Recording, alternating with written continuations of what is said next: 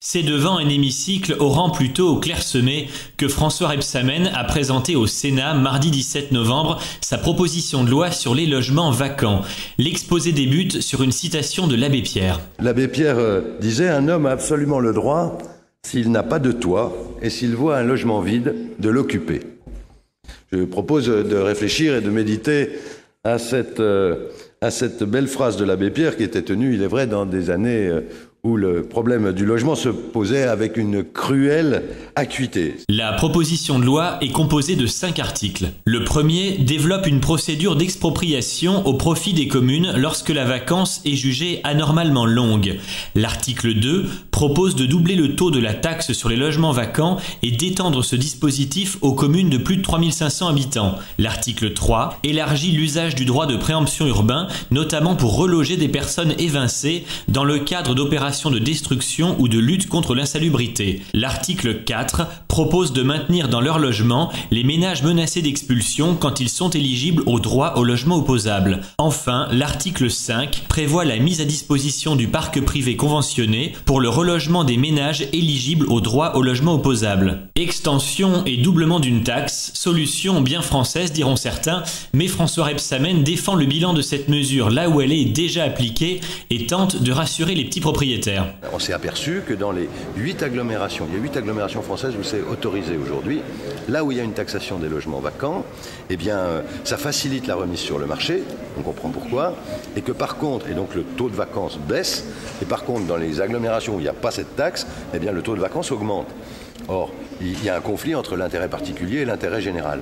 La loi doit soutenir l'intérêt général, bien évidemment, et donc le but, c'est de répondre à la demande qui est faite en permettant de remettre sur le marché des logements qui sont vacants aujourd'hui et qui n'ont aucune raison d'être vacants. Il ne s'agit pas de toucher les petits propriétaires. Celui qui est propriétaire de son logement, il y habite en général.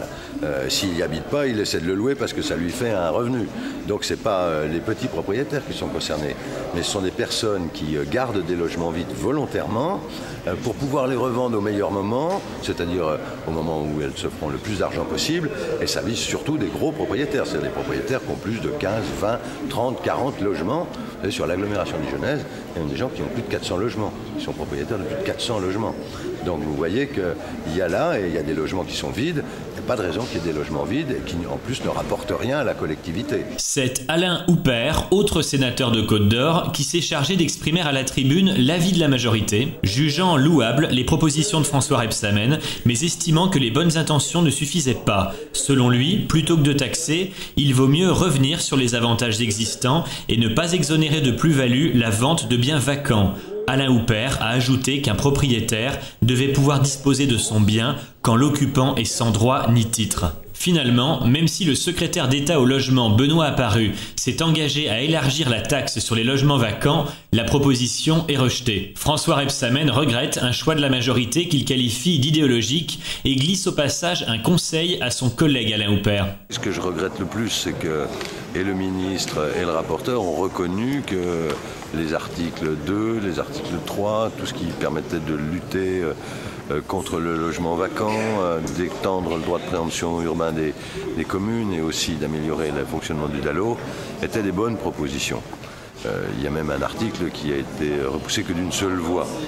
Donc mon sentiment ce soir c'est un peu mitigé, à savoir les propositions étaient justes, le gouvernement m'a dit qu'il allait en reprendre, donc il y aura un décret qui va étendre la taxe sur les vacances, sur les logements vacants, donc ça c'est une bonne nouvelle, notamment pour l'ANA qui va bénéficier de ces crédits, mais mon regret c'est que en bout de course c'est toujours un choix idéologique qui l'emporte sur l'intérêt général.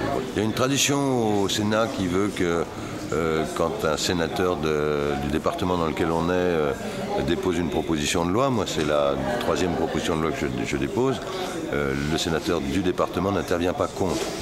Mais cette règle de courtoisie élémentaire n'a pas l'air d'être respectée par mon collègue Houpert. Je le regrette, je vais essayer de lui apprendre les règles de courtoisie républicaine du Sénat.